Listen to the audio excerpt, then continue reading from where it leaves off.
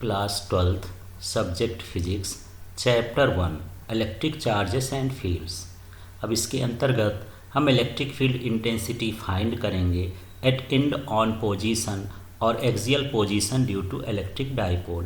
Previous video में हम electric field intensity का भी फार्मूला निकाल चुके हैं और इलेक्ट्रिक डाइपोल भी समझ चुके हैं। तो इलेक्ट्रिक डाइपोल क्या था? Equal and opposite charges separated by small distance is known as electric dipole. ये तो था इलेक्ट्रिक डाइपोल। अब इलेक्ट्रिक डाइपोल की एक्सियल पोजीशन क्या होती है? जैसे यहाँ पर ये डाइपोल है और इस डाइपोल से जो लाइन पास होकर के जाएगी दोनों के सेंटर से चार्जेस के, उसको हम एक्सिस ऑफ डाइपोल बोलते हैं। और इसी को यदि हम आगे बढ़ा दें तो हम इसे एक्सियल लाइन कहते हैं। तो डाइपोल के एक्सियल लाइन में यदि कोई पॉइंट है तो उस पर इलेक्ट्रिक फील्ड इंटेंसिटी कितनी होगी, ये हमको निकालना है। अब यहाँ पर हमको 2-3 स्टेप फॉलो करना है। सबसे पहले ये कि डेरिवेशन के लिए हमको इलेक्ट्रिक फील्ड इंटेंसिटी का फार्मूला, जो पॉइंट चार्ज के कारण इलेक्ट्रिक फील्ड इंटेंसिटी होता है, 1/4πε0 Q/r², इसका यूज करना है। और दूसरा हमको एक बार यही फार्मूले में +Q का इलेक्ट्रिक फील्ड निकालना है, फिर -Q के कारण इलेक्ट्रिक फील्ड निकालना है, और इसके बाद हमको यहाँ पर रिजल्टेंट इलेक्ट्रिक फील्ड फाइंड करना है। तो चलिए इस फिगर के बारे में लिखते हैं। यहाँ क्या है? Let AB is a dipole. तो ये जो AB है आपको दिख रहा है, ये AB ये एक डाइपोल है made up of +Q and -Q charge. तो ये +Q चार्ज और -Q चार्ज से बना है। The distance of dipole is 2L। तो इसकी जो डिस्टेंस है वो 2L है। There is a point P at distance R। तो यहाँ पर R डिस्टेंस पर ये देखिए ये पॉइंट है from its mid point O in axial position. इसके मिड पॉइंट से R डिस्टेंस पर ये पॉइंट है और यहाँ पर हम इलेक्ट्रिक फील्ड इंटेंसिटी फाइंड करेंगे। तो इस तरह से हमको फिगर के बारे में लिख देना है। अब हम पहला स्टेप फॉलो करते हैं। Electric field intensity at point P due to +Q charge. तो +Q चार्ज से हमको इलेक्ट्रिक फील्ड फाइंड करना है। अभी हम फार्मूला देख रहे थे, उस फार्मूले में E = 1/4πε0 Q/r² था। बस यही फार्मूला यहाँ भी अप्लाई करना है, केवल यहाँ 2 बार निकालना है, इसलिए इसमें लिख दिया है E1। तो ये जो E1 है ये इलेक्ट्रिक फील्ड इंटेंसिटी है P पॉइंट पर +Q चार्ज के कारण। अब यहाँ पर ये 1/4πε0 उसके फार्मूले में होता है इलेक्ट्रिक फील्ड, और इसका जो मैग्नीट्यूड है चार्ज का ये +Q का Q ही है, तो Q लिख लिए। अब हम यहाँ पर देखते हैं कि यहाँ डिस्टेंस होता है r²। r² का मतलब होता है चार्ज से पॉइंट तक का डिस्टेंस। अब हम यहाँ कौन सा चार्ज माने हैं? +Q। तो जो डिस्टेंस है यहाँ से यहाँ तक की डिस्टेंस है, ये A से लेकर के P तक की। तो यहाँ पर ये जो डिस्टेंस है ज़्यादा है, अलग है, इसको हमको काट के हटा देना है। तो ये जो हिस्सा है ये डाइपोल का L कहलाता है। तो R में से यदि L को माइनस कर देंगे तो ये वाला बचेगा। इस तरह से यहाँ पर जो डिस्टेंस हो जाएगी R - L का होल स्क्वायर हो जाएगी, ये +Q चार्ज से P पॉइंट तक की। अब इसका हम डायरेक्शन देखते हैं। तो हम इसके पहले भी डायरेक्शन देख चुके हैं कि जो हाँ +Q चार्ज होता है उसका इलेक्ट्रिक फील्ड रेडियली आउटवर्ड होता है। तो यहाँ पर ये E1 लिखा है, इसमें जो एरो लगा है ये बाहर की ओर लगा है, आउटवर्ड लगा है, क्योंकि यहाँ पर क्या है +Q चार्ज है। तो इसकी डायरेक्शन देख सकते हैं कि यहाँ पर जो E का डायरेक्शन है इधर लगा हुआ, मतलब A से P की ओर है, तो ये हो जाएगा अलोंग AP।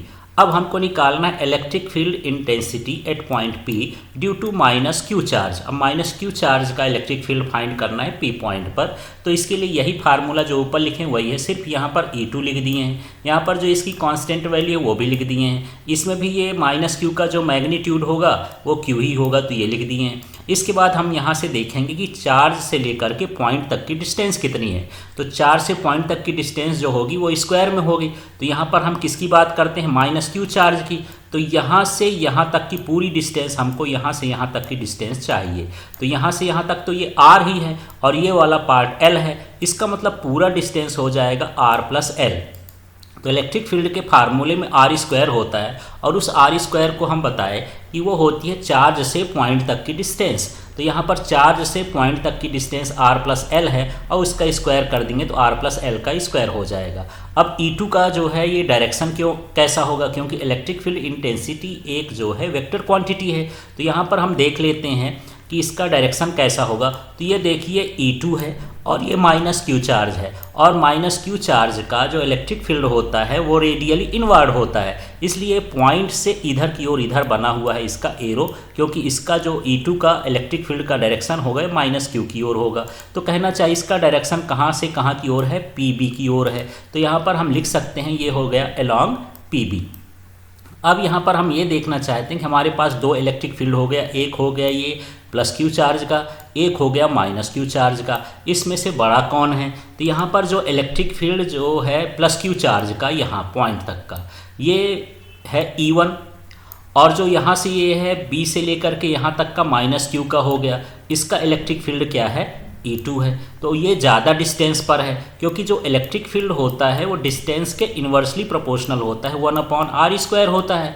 तो यहाँ पर जितनी डिस्टेंस ज़्यादा होगी इलेक्ट्रिक फील्ड उतना ही कम होगा।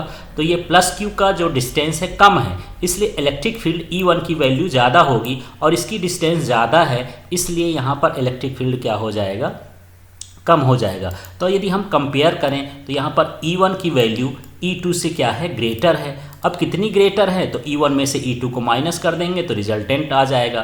तो यही चीज़ हमको यहाँ पर भी लिखना है, E1 and E2 acting on same line in opposite directions. अब यहाँ पर ये भी देख रहे हैं कि अपोजिट डायरेक्शन E1 का इधर डायरेक्शन है, E2 का इधर डायरेक्शन है, और ये सेम लाइन में एक्ट करते हैं। तो इसी चीज़ को वहाँ पर लिखा गया है, if E1 greater than E2 then resultant electric field intensity at point P। तो यहाँ पर E1 की वैल्यू ET से अधिक है, तो इलेक्ट्रिक फील्ड की इंटेंसिटी की वैल्यू क्या हो जाएगी, E = E1 माइनस E2।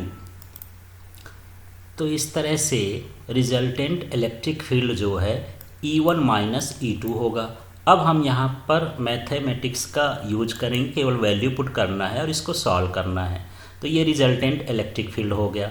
अब यहाँ से हम देखते हैं ये E को हम ये E ही लिख दिए, और इसके बाद ये E1 लिखा है, तो ये जितना भी लिखा है ये E1 की वैल्यू है।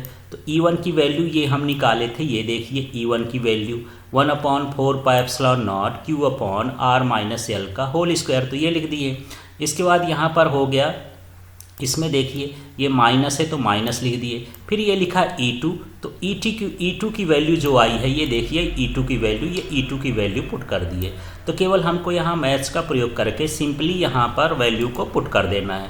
वैल्यू पुट करने के बाद इसमें देखते हैं कि कौन सी चीज़ें कॉमन निकल सकती हैं।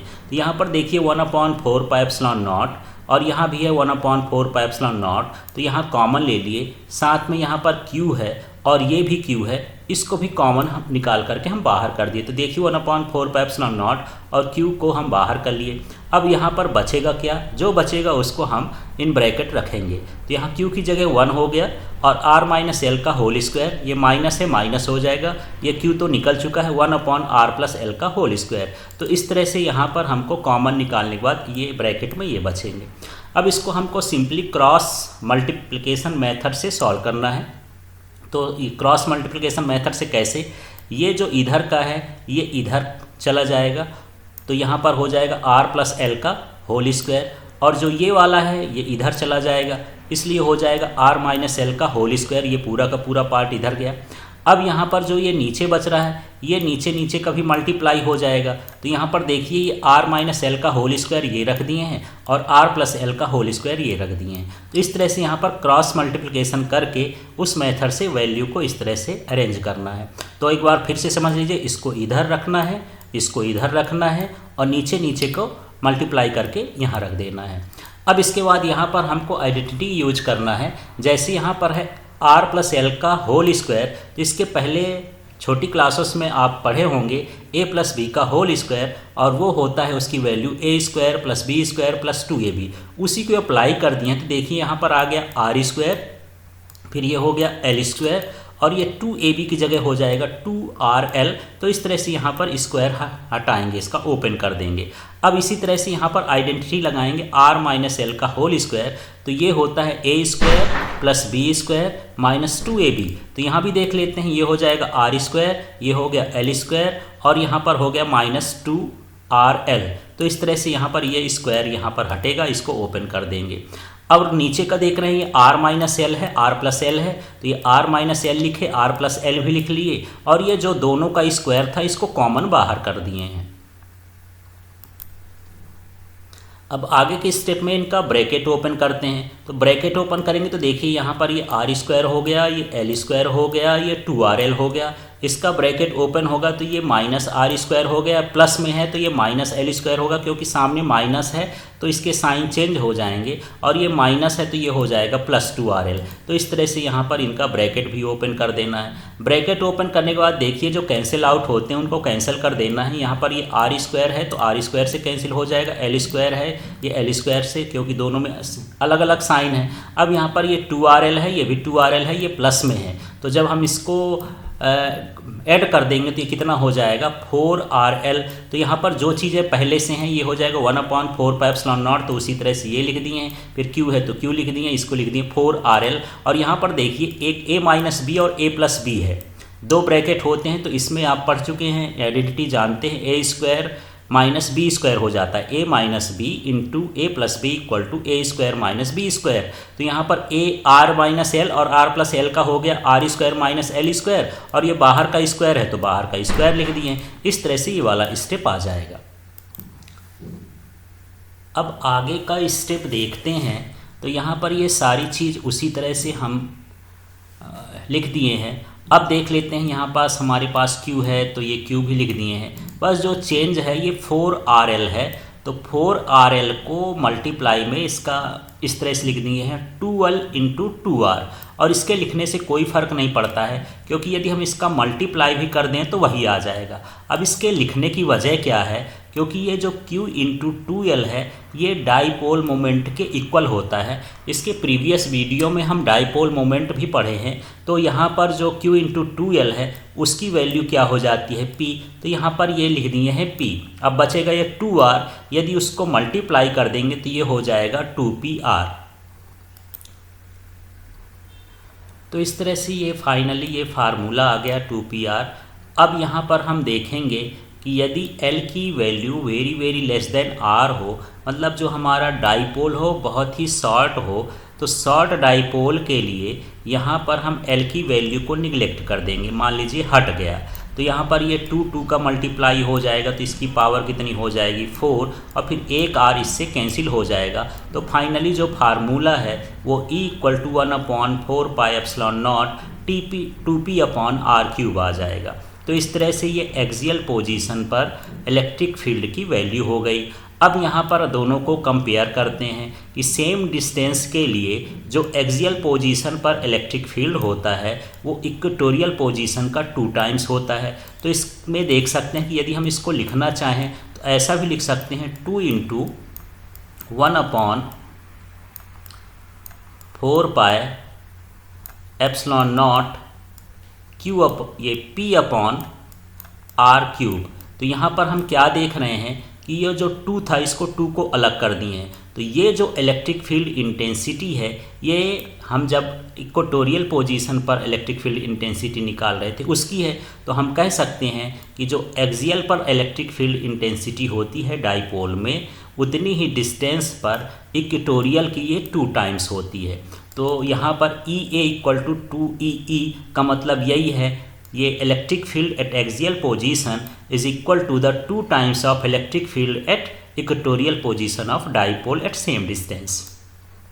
अब दूसरा हम ये समझते हैं कि जो इलेक्ट्रिक फील्ड इंटेंसिटी है वो inversely proportional of cube of distance, तो डिस्टेंस के क्यूब के इन्वर्सली प्रोपोर्शनल होती है। यहाँ पर आपको समझना है, यदि हमारे पास पॉइंट चार्ज है तो जो इलेक्ट्रिक फील्ड की इंटेंसिटी है वो डिस्टेंस का स्क्वायर होती है, इन्वर्सली प्रोपोर्शनल होती है, मतलब E inversely proportional to 1/R²। और यहाँ हम दोनों फार्मूले में देखते हैं कि जो E की वैल्यू है 1/R³ हो जाती है। तो हम ये लिख सकते हैं कि जो electric field intensity due dipole होता है वो 1/R³ होता है। फिर से देखिए, ये वाला पॉइंट चार्ज के लिए है इलेक्ट्रिक फील्ड इंटेंसिटी और ये है डाइपोल के लिए। अब यहाँ पर जो रिजल्टेंट इलेक्ट्रिक फील्ड इंटेंसिटी होती है opposite to the dipole moment on equatorial position and along dipole moment on axial position.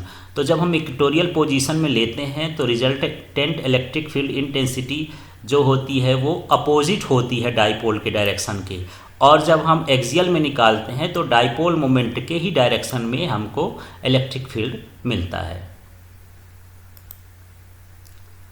LK अर्थात लर्निंग कुकी चैनल को आप सब्सक्राइब करें। इसमें आप समझ पाएंगे English grammar, 11th 12th physics, chemistry, biology, English, 9th 10th का English, science, math, social science, infotainment और शॉर्ट्स एजुकेशन से रिलेटेड, नीट के लिए फिजिक्स और कंपटीशंस के कंटेंट। Thank you.